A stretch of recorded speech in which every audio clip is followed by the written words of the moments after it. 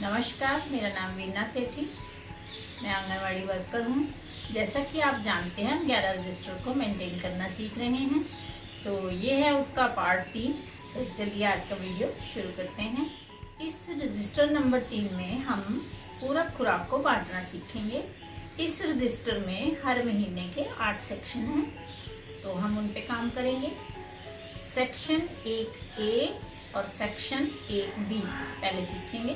Section 1A में गर्भवती औरतें हैं और सेक्शन 1B में दूध पिलाने वाली माएँ हैं। सबसे पहले साल और महीना लिखेंगे जिस महीने का हम काम कर रहे हैं।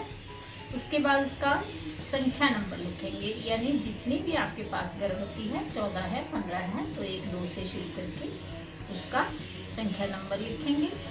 उसके बाद उसका परिवार का संख्या नंबर, यानी जो हमने परिवारक सर्वे रजिस्टर 1 नंबर में काम किया था, उसमें हर परिवार को एक संख्या नंबर दिया था।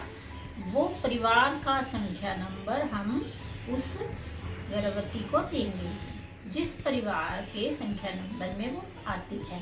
तो ऐसे ही परिवार के अंदर संख्या नंबर, जैसे उस परिवार के अंदर उस गर्भवती या दूध पिलाने वाली माँ की संख्या नंबर आता है, वही संख्या नंबर हम, अगर उसमें 3 है, 4 है, 5 है, 7 है, तो वो वाला संख्या नंबर हम यहाँ पे उसको देंगे।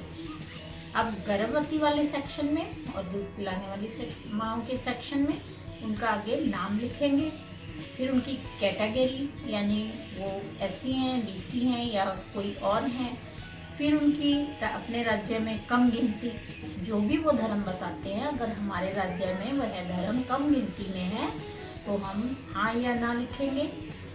अब अगर वो गर्भवती या दूध पिलाने वाली माँ अंगहीन है तो लिखेंगे हाँ या ना। अब यह महीने के अंत में उसने कुल कितने दिन खुराक ली उसका जोड़ लगाएंगे, ये महीने के अंत में होगा। अब जिस तारीख को भी कोई रविवार आता है या कोई छुट्टी आती है उसको फिल कर ले, और जिस तारीख को भी हम उनको पूरक खुराक देते हैं वहाँ 1 लिखें, जहाँ नहीं दी गई है वहाँ 0 लिखें। तो ऐसे ही एक A और एक B, यानी गर्भवती और दूध पिलाने वाली माँ की जो शीट है वो तैयार हो जाएगी। अब चलते हैं 2 नंबर सेक्शन की तरफ। 2A में 6 महीने से 3 साल की लड़कियां और 2B में 6 महीने से 3 साल के लड़के हैं। इनके भी शुरू के कॉलम सेम वैसे ही हैं। इसका संख्या नंबर, परिवार का संख्या नंबर, परिवार के अंदर संख्या नंबर, ये सब लिखने के बाद जब 4 नंबर कॉलम आ जाएगा तो उसमें बच्चे का नाम लिखना है। 5 नंबर कॉलम में बच्चे की उम्र, साल और महीनों में। अब 6 नंबर कॉलम में बच्चे का पोषण ग्रेड लिखना है। यह पोषण ग्रेड हम 11 नंबर रजिस्टर की मदद से लिखेंगे। आगे वैसे ही कॉलम है, बच्चे की श्रेणी लिखनी है, यानी उसकी कैटेगरी SC है, BC है या कोई और है, वह राज्य में कम गिनती में आता है या नहीं आता है, वह अंगहीन है, महीने के कितने दिन उसने पूरक खुराक प्राप्त की है। यह कॉलम हम फिर उसी तरह पूरे महीने का जोड़ लगाकर फिर भरेंगे।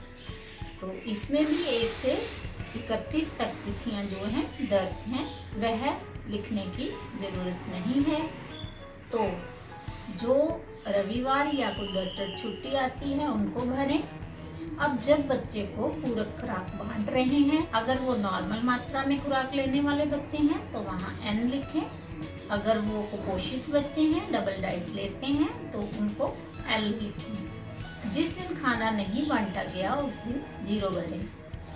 अगर बच्चों को टेक होम राशन घर लेकर जाने के लिए खाना दिया गया है, तो मान लो अगर 14 दिन के लिए खाना दिया है, जो नॉर्मल मात्रा में खुराक लेने वाले बच्चे हैं उनको N/14 लिखें, और जो कुपोषित बच्चे हैं, डबल डाइट वाले हैं, ज़्यादा खुराक लेते हैं, उनको L/14 लिखें, और बाकी अगले 14 दिन के लिए उनको टिक करें।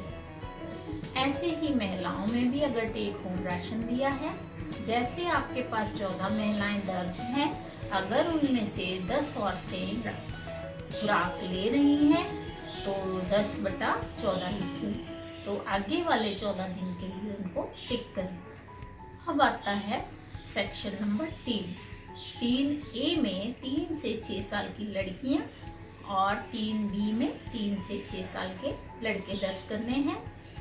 तो इनकी भी जो खुराक की बांट है उसी तरह से करनी है जैसे 6 महीने से 3 साल के बच्चों की सेम सारा वैसा ही है। अब चलते हैं सेक्शन नंबर 4 की तरफ। सेक्शन नंबर 4 में अस्थाई औरतें और अस्थाई बच्चे हैं। अस्थाई का मतलब जो लड़कियां अपने मायके में लंबे समय के लिए डिलीवरी के लिए आई हैं या वैसे रहने आई हैं, उनको अस्थाई महिलाएं कहेंगे, चाहे वो गर्भवती है या दूध पिलाने वाली माँ बन चुकी है। और अस्थाई बच्चे वो बच्चे हैं 0 से 6 साल जो अपनी माताओं के साथ अपने ननिहाल में आए हुए हैं, उनको हम अस्थाई बोलेंगे। और अस्थाई के लिए हम उनको 4 नंबर सेक्शन में लिखेंगे। सेक्शन नंबर 4A में गर्भवती महिलाएं और दूध पिलाने वाली माताएं आएंगी। और सेक्शन नंबर 4B में 6 महीने से 3 साल के बच्चे और 3 साल से 6 साल के बच्चे। तो इनको भी सेम बाकी बच्चों की तरह ही दर्ज करना है और इनकी खुराक की बांट करनी है। अब महीने के अंत में जब ये 8 सेक्शन हमारे पूरे हो गए तो महीने के अंत में हमने क्या करना है, सारा महीना जो गैर हाजिर औरतें हैं उनकी गिनती लिखनी है। गर्भवती वाले सेक्शन में उनकी और दूध पिलाने वाली माताओं के सेक्शन में उनकी, जो पूरा महीना गैर हाजिर रही उनकी टोटल गिनती। जैसे आपके पास 14 महिलाएं थी, उसमें से पूरा महीना 21 दिन या 21 दिन से ज़्यादा आपके पास 10 महिलाओं ने खुराक ली और 4 महिलाओं ने पूरा महीना खुराक नहीं ली, तो वहाँ आप 4 लिखेंगे। अब रोजाना पूरा खुराक लेने वाली महिलाओं की गिनती, जिन्होंने आपके पास पूरा महीना खुराक ली है, उनकी टोटल गिनती पहले हर दिन की हर लाइन में उनका टोटल लिखेंगे और बाद में पूरे महीने का टोटल लिखेंगे।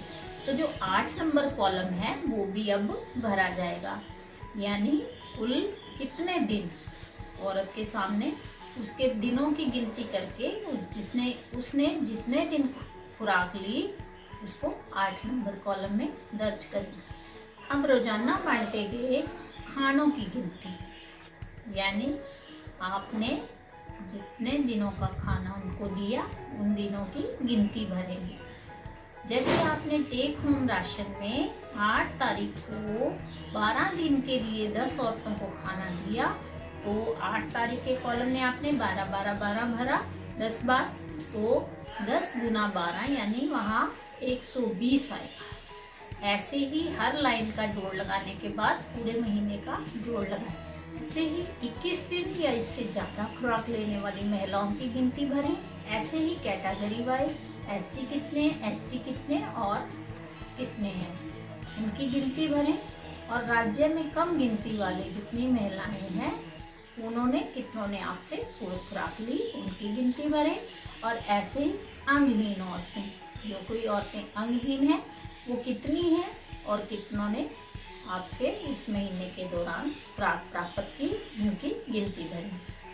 ऐसे ही अब बच्चों वाले सेक्शन का भी जोड़ लगाएं। ऐसे ही पूरा महीना गैर हाजिर रहने वाले बच्चों की गिनती, जिन बच्चों ने पूरा महीना आपसे पूरा खुराक प्राप्त नहीं की उनकी गिनती लिखेंगे।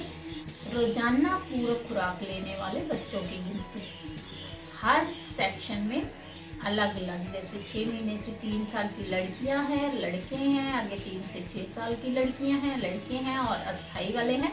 सब बच्चों का एक जैसा ही नीचे जोड़ है।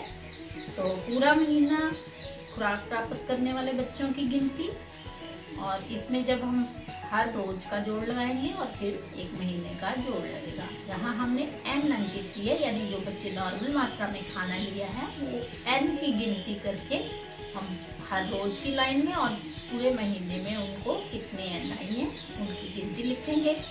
अब रोजाना L अंकित हुए हैं। जो कुपोषित बच्चों की गिनती है वो पहले हर दिन की गिनती और बाद में पूरे महीने की गिनती करेंगे। अब पूरे महीने के बाद अब हमारा 8 नंबर कॉलम भी फिल हो जाएगा। किस बच्चे ने महीने के दौरान कितने दिन खुराक प्राप्त की, अब हमारा 8 नंबर कॉलम भी भरा जाएगा। अब वैसे ही 21 दिन या इससे ज़्यादा खुराक प्राप्त करने वाले बच्चों की गिनती और कैटेगरी वाइज SC बच्चे कितनों ने खुराक ली, ST और ये कैटेगरी वाइज उनकी गिनती आएगी। और राज्य में कम गिनती वाले जो बच्चे हैं जिनका धर्म कम गिनती में आता है उनकी गिनती लिखेंगे। और अंगहीन बच्चे, कितने अंगहीन बच्चों ने महीने के दौरान खुराक प्राप्त की, उनकी गिनती लिखेंगे। और ऐसे ही अस्थायी महिलाओं और अस्थायी बच्चों ने जो खुराक ली उनका भी सेम ऐसे ही नीचे जोड़ाएगा। तो यह जो जोड़ है हमें MPR रिपोर्ट में सहायक होता है।